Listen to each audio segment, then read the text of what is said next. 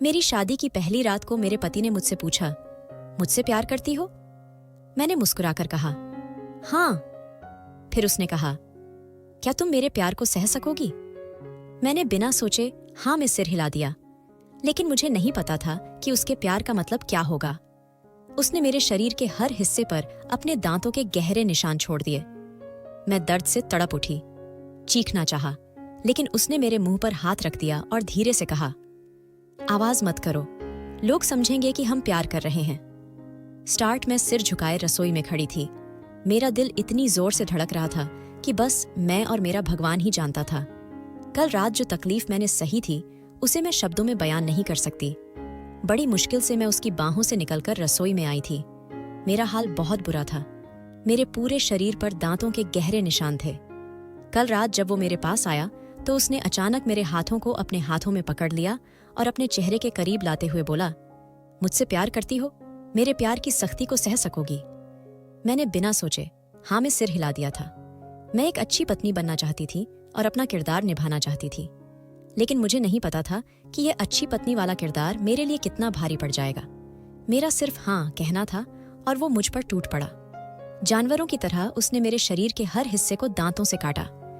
मैं चिल्लाने लगी तो वो मेरे कान के पास आकर धीमी आवाज में बोला, आवाज मत करो, लोग समझेंगे कि हम प्यार कर रहे हैं। उसकी यह बात मेरी समझ से बाहर थी।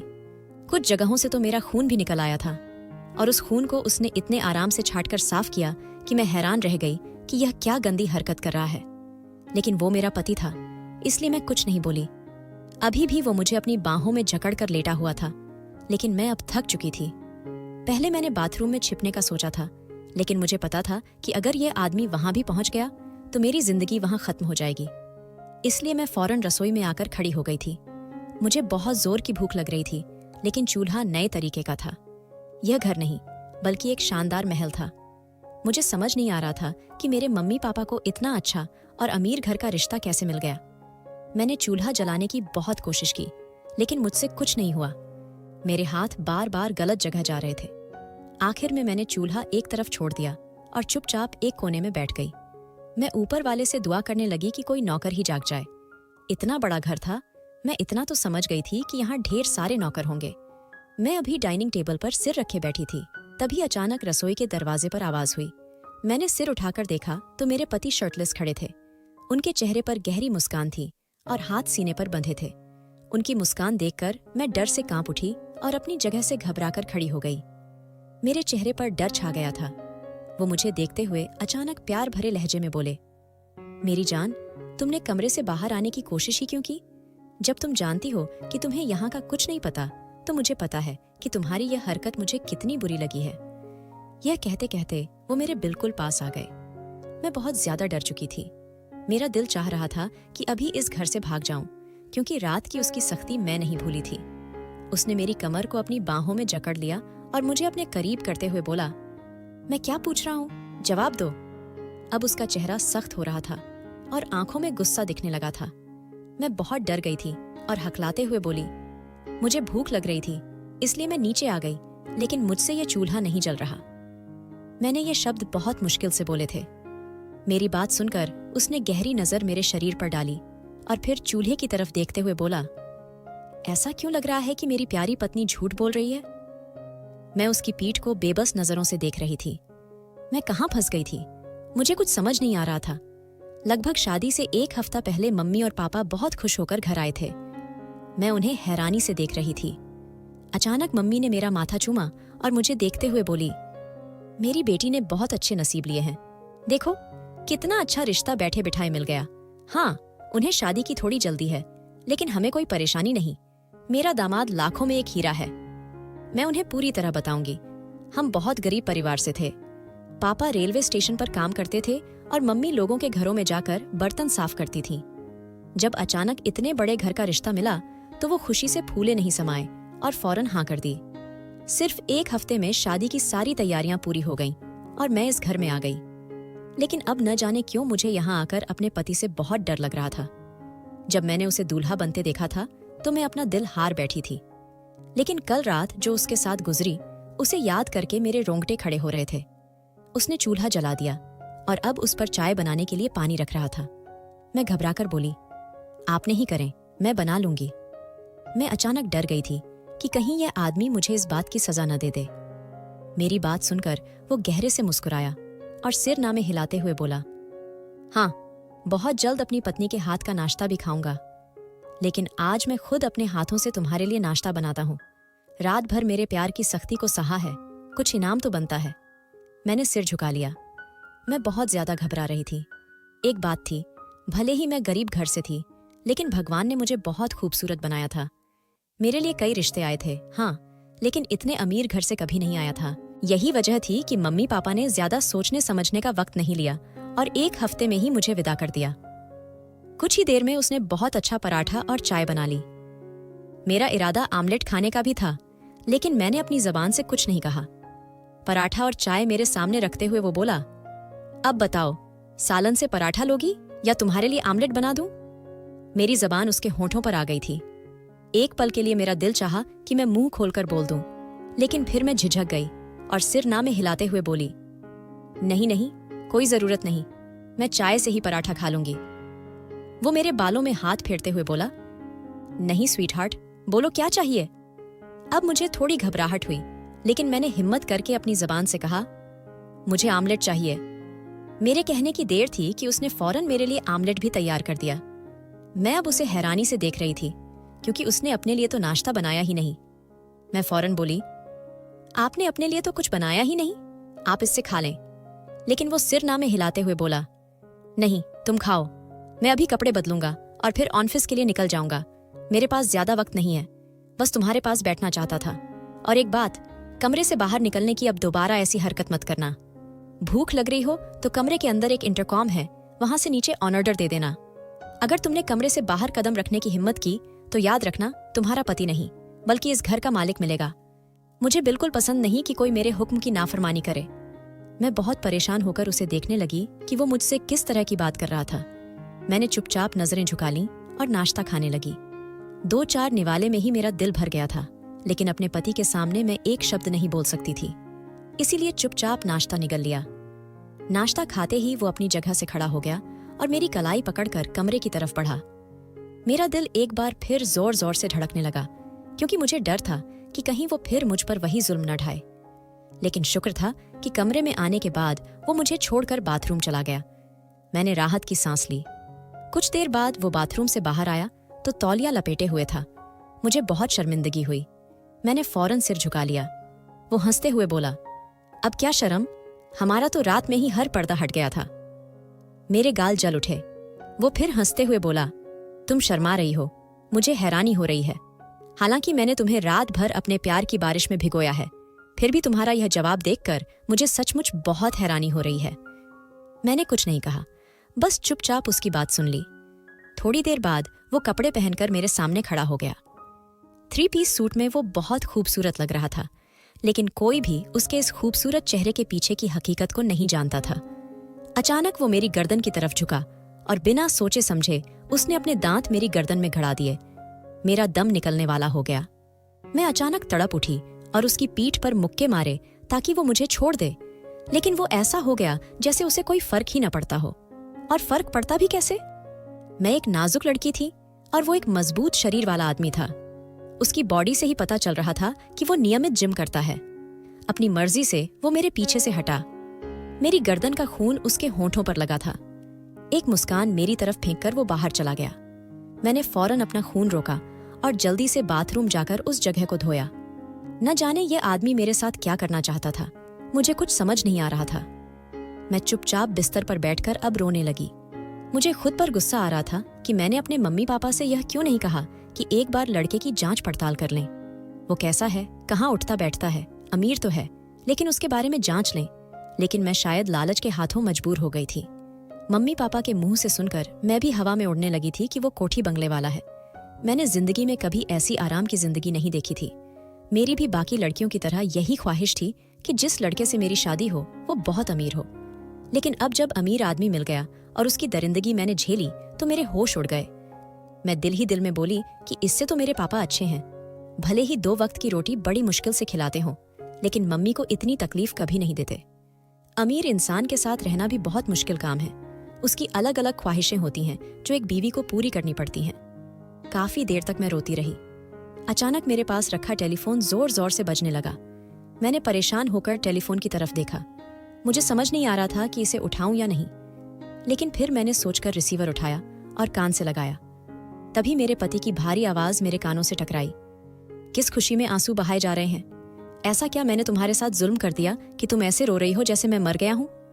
उसकी ऐसी बात सुनकर मेरा दिल दहल गया। मैंने बिना सोचे चारों तरफ नजर घुमाई। आखिर उसे कैसे पता चला कि मैं रो रही हूं? मैं कुछ कहती इससे पहले वो बोला, एक बात याद रखना लड़की, तुम पर 24 घंटे मेरी नजर है। अगर अब मैंने तुम्हारी आंख से एक भी आंसू गिरते देखा तो मैं तुम्हारी जान ले लूंगा। मैं बहुत डर गई और जी बोलकर रिसीवर रख दिया। अब तो मैं पूरी तरह सिहर चुकी थी। चारों तरफ ऐसे नजरें घुमा रही थीं जैसे मैं अपने ही कमरे में किसी चोर की तरह रह रही हूं। वक्त धीरे धीरे गुजरने लगा। एक कमरे में रहते रहते मुझे अब घुटन होने लगी थी। दोपहर के 3 बज गए थे। मेरा दिल चाह रहा था कि कमरे से बाहर चली जाऊं, लेकिन मैं जानती थी कि वो आदमी मुझे किसी कीमत पर इस गलती को माफ नहीं करेगा। मुझे अब भूख भी सताने लगी थी, इसलिए मैं अपनी जगह से उठी और सामने लगे इंटरकॉम की तरफ बढ़ी। कांपते हाथों से मैंने इंटरकॉम उठाया और कान के पास लगाया।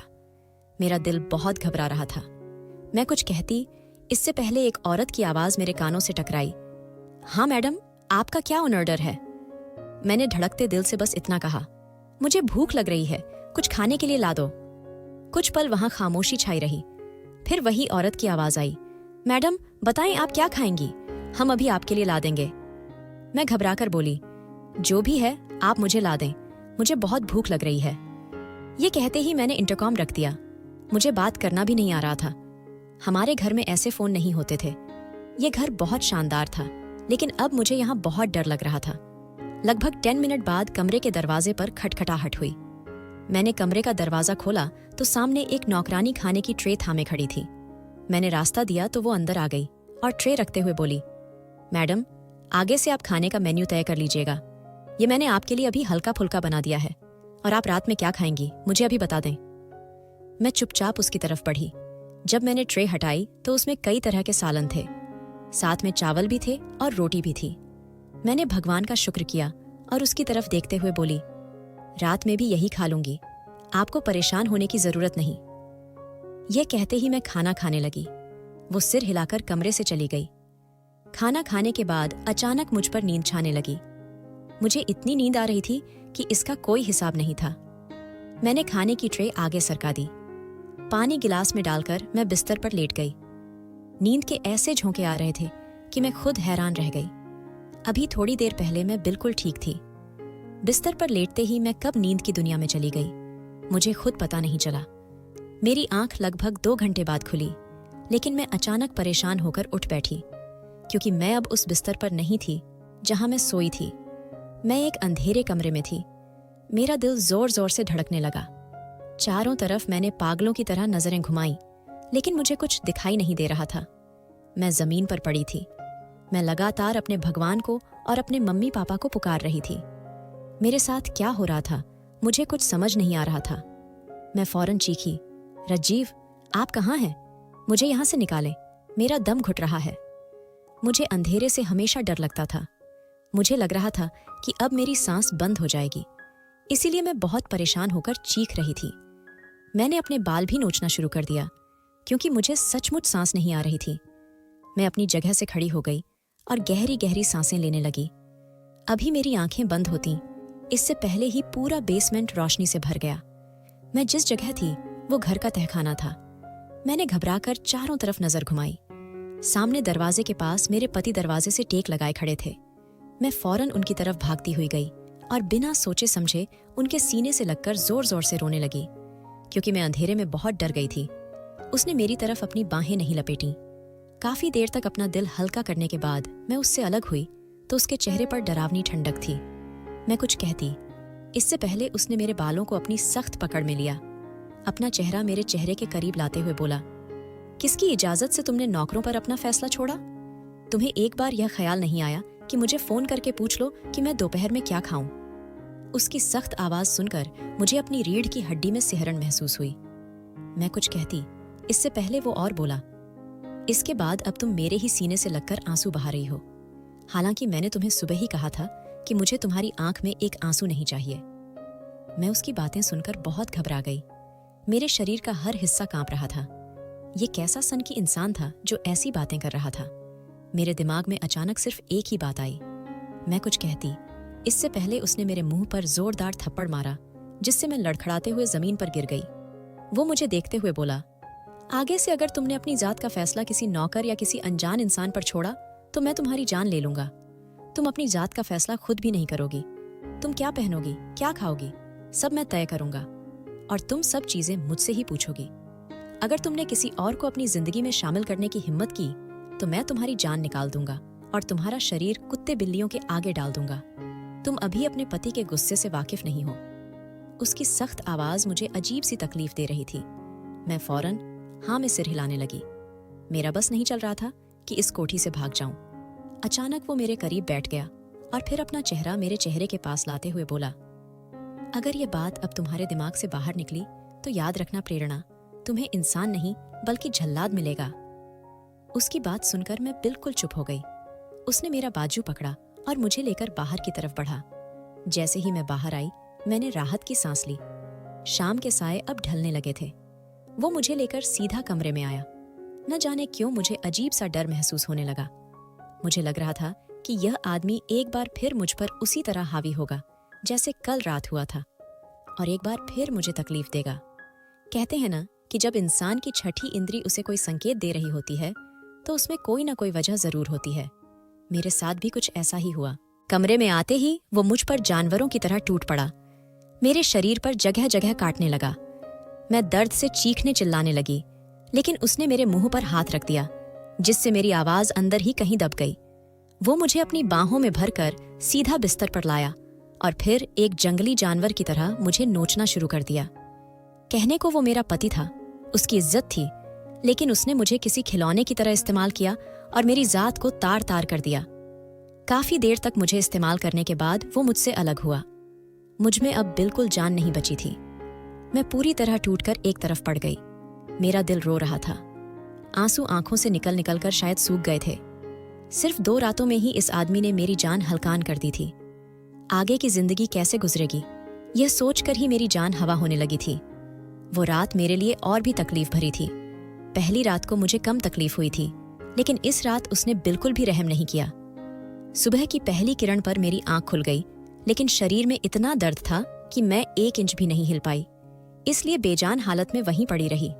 लेकिन मुझे नहीं पता था कि मेरे लिए यह भी एक तकलीफ वाली हरकत बन जाएगी। कुछ पल बाद उसने मुझे अचानक अपने करीब खींचा। मैंने परेशान होकर उसकी तरफ देखा तो उसने मेरा चेहरा अपनी सख्त हथेलियों में जकड़ लिया और मेरी आंखों में देखते हुए कहा, तुम्हें चाहिए कि तुम जल्दी से उठो और अपने पति के लिए कपड़े निकालो, लेकिन तुम हो कि ऐसे ही पड़ी हुई हो। मेरा दिल चाह रहा था कि इस आदमी को झकझोर दूं और कहूं कि जो नियम तुमने बनाए हैं पहले मुझे उनके बारे में बताओ, उसके बाद ही मैं तुम्हारे साथ आगे की जिंदगी शुरू करूंगी। लेकिन मेरे अंदर इतनी हिम्मत नहीं थी कि इस आदमी के सामने एक शब्द भी बोल सकूं। मैंने घबराकर हाँ में सिर हिलाया और उठने की कोशिश की, लेकिन उसने मेरे दोनों बाजुओं को जकड़ लिया और एक बार फिर मुझ पर झुकते हुए बोला, क्या मैंने अभी तुम्हें उठने के लिए कहा है? वो क्या करने वाला था, क्या चाहता था, मुझे कुछ समझ नहीं आ रहा था। वो आदमी एक पहेली था जिसे सुलझाना मेरे बस से बाहर था। वो मुझे देखते हुए बोला, चुपचाप लेटी रहो, जब तक मैं ना कहूं अपनी जगह से हिलना भी मत।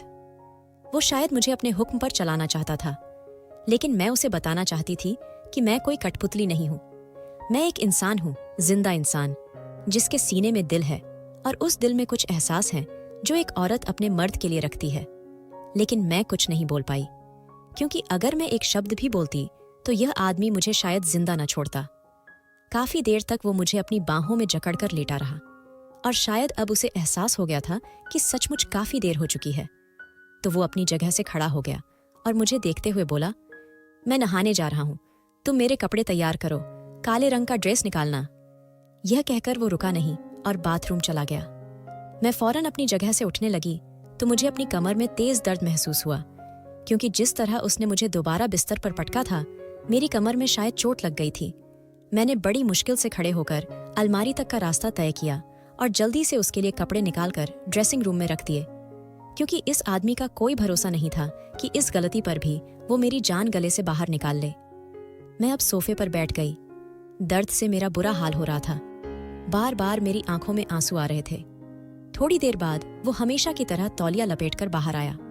मैंने उसकी तरफ एक नजर डाली और सिर झुकाकर बोली, राजीव, मुझे बहुत दर्द हो रहा है, मेरी जान निकल रही है। मेरा लहजा अचानक कांप गया। उसने बिना सोचे मेरी तरफ देखा और सवाल करते हुए बोला, क्या हुआ? मैं फौरन बोली, मेरी कमर में बहुत दर्द हो रहा है, मेरी जान निकल रही है राजीव, मुझे सचमुच शायद चलने की वजह से और परेशानी हो रही है। उसने एक नजर मेरे शरीर पर डाली और फिर सीधा ड्रेसिंग रूम चला गया। कपड़े बदल कर आया तो उसके हाथ में अब एक चादर थी। वो चादर मेरी तरफ लपेटते हुए उसने मुझे अचानक अपनी बाहों में उठा लिया। मैंने घबराकर उसकी तरफ देखा तो वो मुझे देखते हुए बोला, तुम्हारी हालत मुझे ठीक नहीं लग रही, मैं तुम्हें डॉक्टर के पास ले जा रहा हूँ, वहां तुम्हारी मालिश वगैरह होगी तो तुम बेहतर महसूस करोगी। एक पल के लिए मुझे हैरानी हुई कि यह आदमी जो मुझे कमरे से बाहर जाने की इजाजत नहीं देता था, अपनी मर्जी से मुझे हर हुक्म देता था, वो मुझे घर से बाहर ले जा रहा था। मैं हैरानी से उसकी हर हरकत को देख रही थी। वो मुझे लेकर सीधा पोर्च में आया और अपनी गाड़ी की आगे वाली सीट पर बिठाते हुए बोला, डॉक्टर को घर भी बुला सकता था, लेकिन मेरे पास अभी ज्यादा वक्त नहीं है। मैं तुम्हें क्लिनिक छोड़कर सीधा ऑफिस जाऊंगा। अपना चेकअप वगैरह करवाकर तुम वहीं बैठी रहना। लगभग 1 घंटे बाद मैं वापस आकर तुम्हें यहाँ से ले जाऊंगा। मैंने सिर को हल्का सा हिलाया। थोड़ी दूरी के बाद वो मुझे लेकर एक हॉस्पिटल पहुंचा और एक नर्स को कुछ पैसे देते हुए बोला, इसे ध्यान से डॉक्टर मकेश के पास ले जाओ। उस नर्स ने मेरे शरीर पर एक नजर डाली। मेरे चेहरे पर उसकी दरिंदगी के निशान थे। मैंने सिर झुकाया हुआ था। वो मेरा हाथ पकड़कर मुझे डॉक्टर मकेश की तरफ ले गई। वो धीमी आवाज में बोली, आप ठीक हैं? मैंने सिर को हल्का सा हिलाया तो वो मेरी कमर पर हाथ रखते हुए बोली, अगर और सहारे की जरूरत हो तो मैं व्हील चेयर मंगवाऊं? मैंने सिर ना में हिलाया और थकी हुई आवाज में बोली, प्लीज मुझे डॉक्टर मकेश के पास ले चलो, मेरी हालत बहुत खराब हो रही है, पीठ में बहुत दर्द है। वो मुझे लेकर सीधा एक केबिन के पास आई और दरवाजे पर खटखटाकर मुझे अंदर ले गई। लेकिन जैसे ही मेरी नजर उस डॉक्टर पर पड़ी, मैं हैरानी से सामने बैठे शख्स को देखने लगी, क्योंकि वो शख्स बिल्कुल मेरे पति की शक्ल का था। मैं हैरान हो गई। मैंने एक नजर उस नर्स को देखा और दूसरी नजर उस डॉक्टर को देखा जो मुस्कुराते हुए मुझे ही देख रहा था।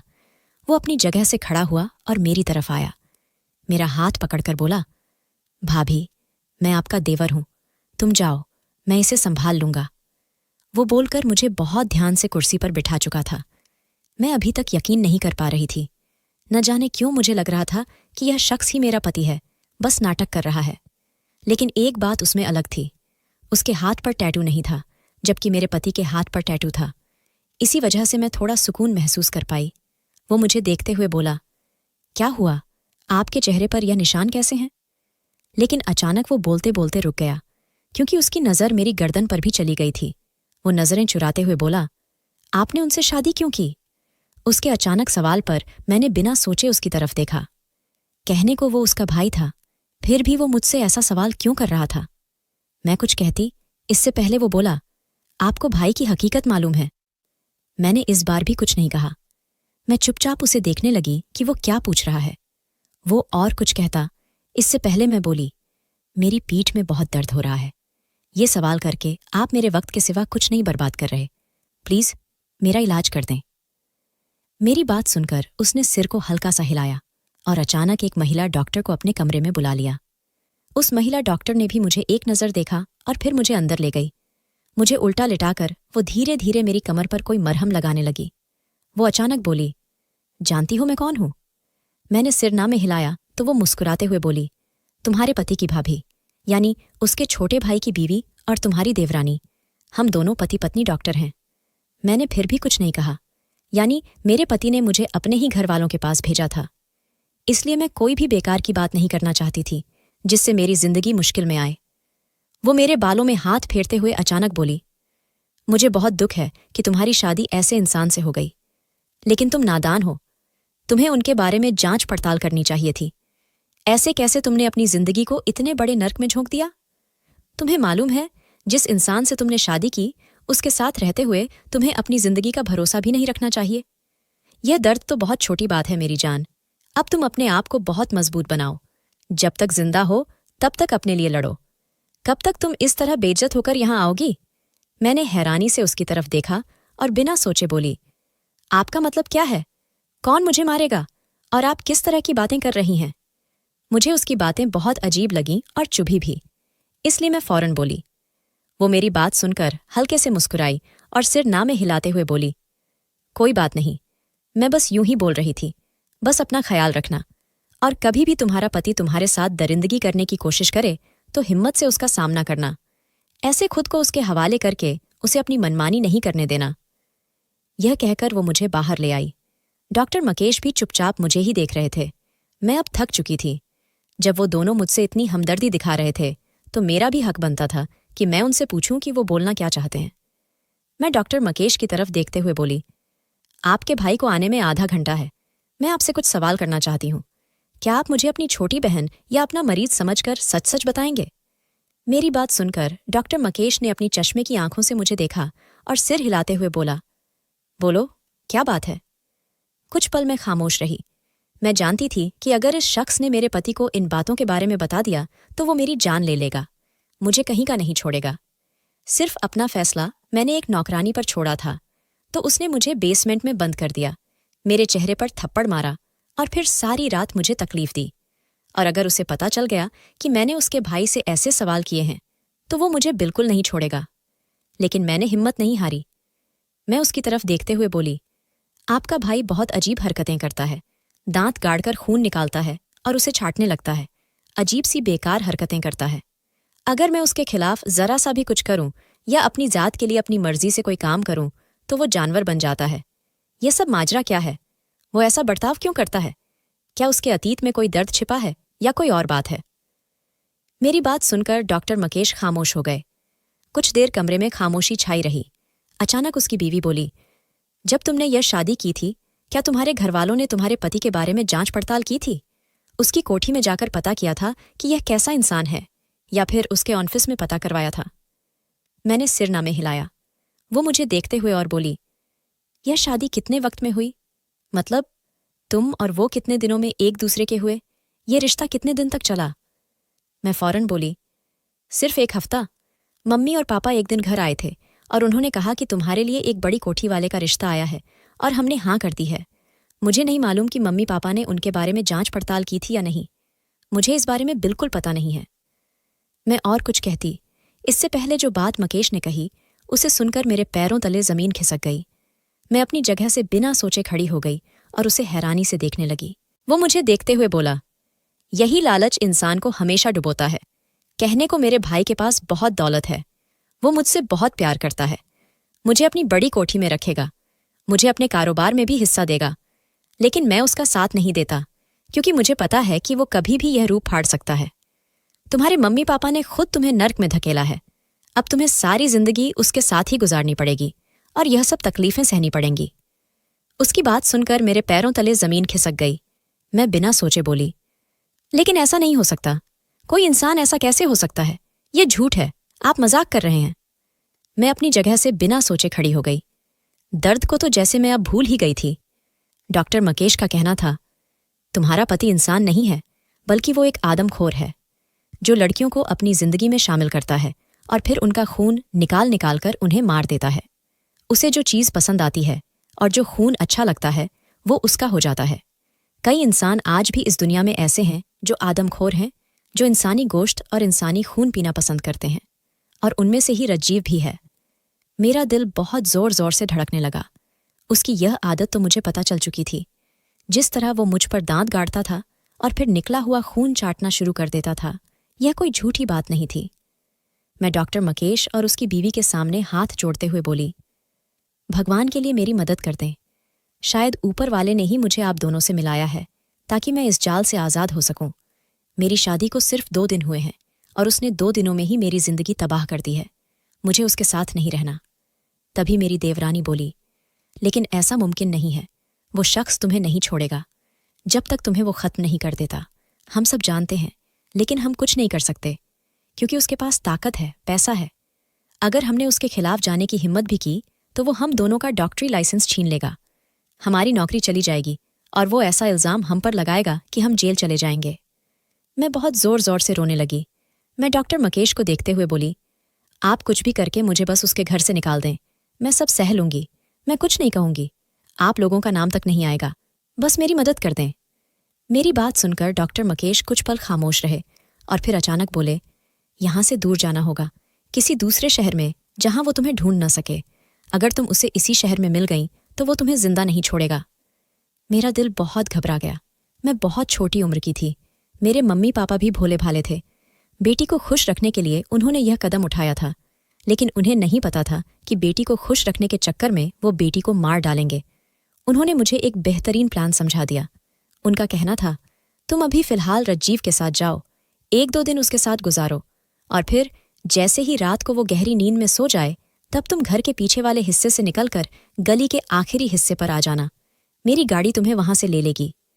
मैं हैरान भी थी कि यह शख्स मेरी मदद क्यों कर रहा है, लेकिन जब मैंने ऐसा ही किया और उसकी नज़रों से बचते हुए मैं नीचे आई तो सामने सचमुच उसकी गाड़ी खड़ी थी। मैं जल्दी से उस गाड़ी में बैठ गई। एक बात थी, रज्जीव जब सो जाता था तो उसे उठाना बहुत मुश्किल था। शायद वो मेरी जान निकालकर खुद सुकून में चला जाता था। उस गाड़ी में बैठकर मैं कश्मीर की तरफ रवाना हो गई। मैं जानती थी कि यह शख्स वहां मुझे ढूंढ ही नहीं पाएगा। वो एक बहुत खूबसूरत और बड़ा शहर है जहां मेरा मिलना उसके बस से बाहर था। और फिर ऐसा ही हुआ। वहां जाकर मैं एक गरीब इलाके में बस गई। शुरू में मुझे बहुत तकलीफ हुई, लेकिन अब मैं शुक्र के साथ रह रही हूं।